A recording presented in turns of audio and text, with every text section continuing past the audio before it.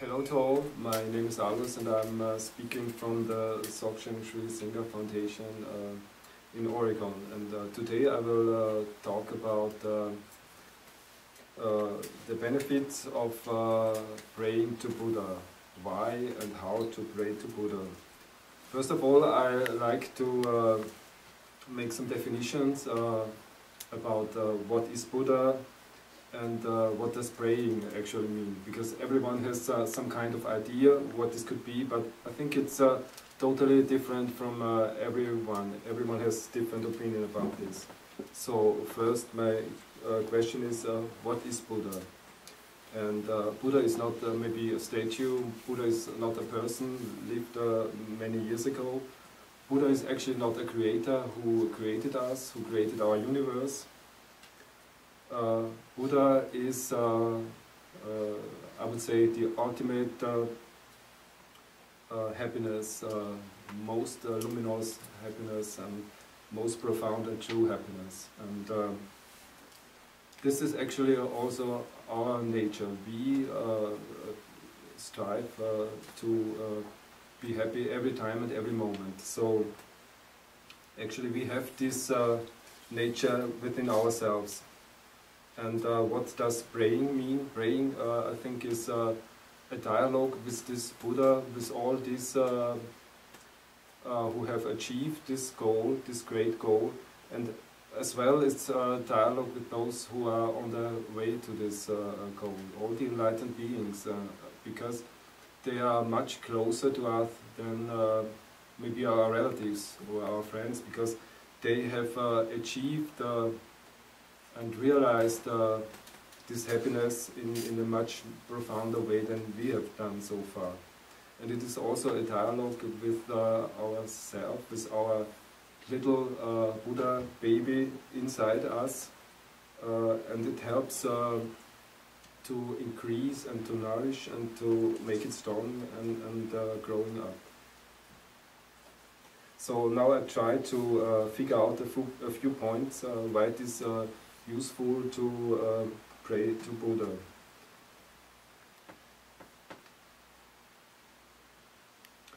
One point is this lies actually in the nature, because our nature is happiness. Therefore, if we pray to Buddha, it increases this happiness. This is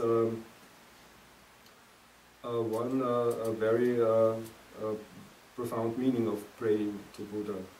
Another one is we can, if we make this praying to Buddha as a habitual, as a practice we continue to do maybe every day, we can, as this is a very positive habitual pattern, we can destroy and overcome negative habitual patterns as stress and habits we have and we don't like.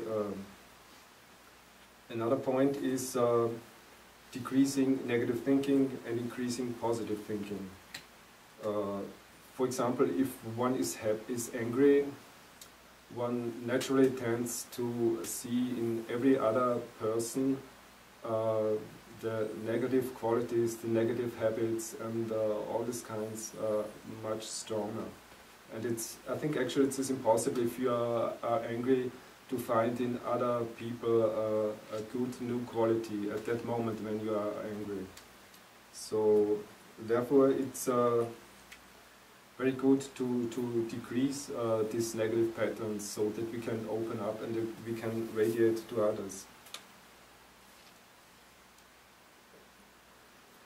Praying to Buddha also has a very profound healing quality.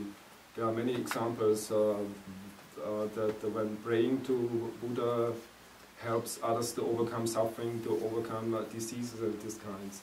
And there are also scientific studies that show for patients whom was prayed for during they were sick, during they had health problems, they had a much better and efficient recovery than those who were not prayed for.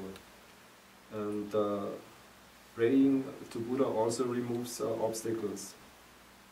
There are all kinds of obstacles, inner obstacles, outer obstacles we have, and that hinders us to achieve our goal, to be successful. And all these obstacles can be overcome by praying to Buddha. Another example is to accumulate merit by praying, and by repeating praying. Every time we accumulate merit, and there, as I have said in the beginning, we feed this little Buddha baby in us so that it can grow up and can ripen to a very beautiful child, and to a beautiful child. And praying to Buddha also radiates to the whole universe. This means we are all very closely related to each other. Our happiness, or your happiness or my happiness, is not different from that of others. And there is actually no concept of enemy in this kind of idea.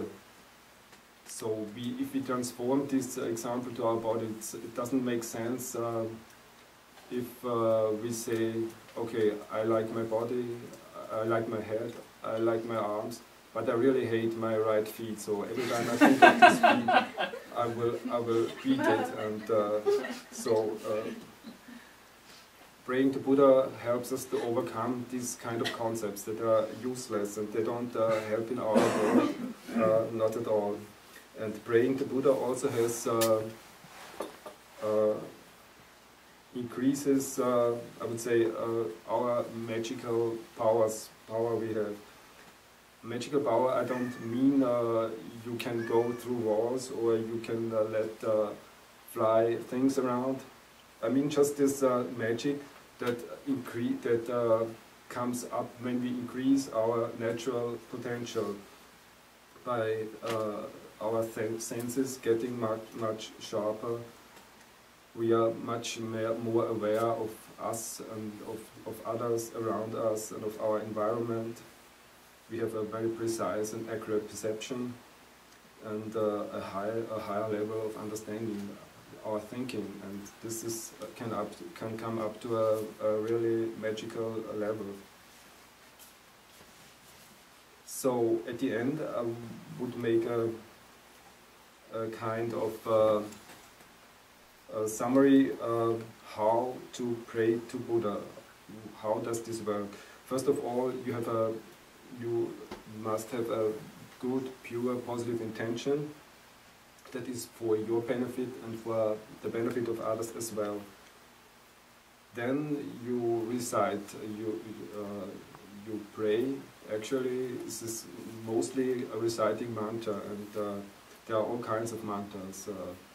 And there is this wonderful book, the Buddha Path, where all kinds of mantras are in, and you have mantras for general purpose, for specific purpose, for healing, and for getting knowledge, and all this kind of things.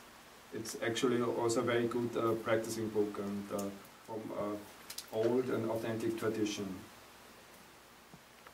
And at the end, after reciting, it's very useful to make a kind of summary.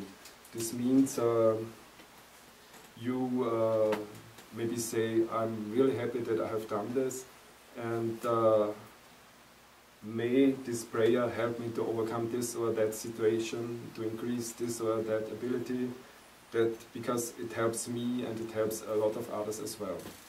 So this is my talk about praying to Buddha. Thank you.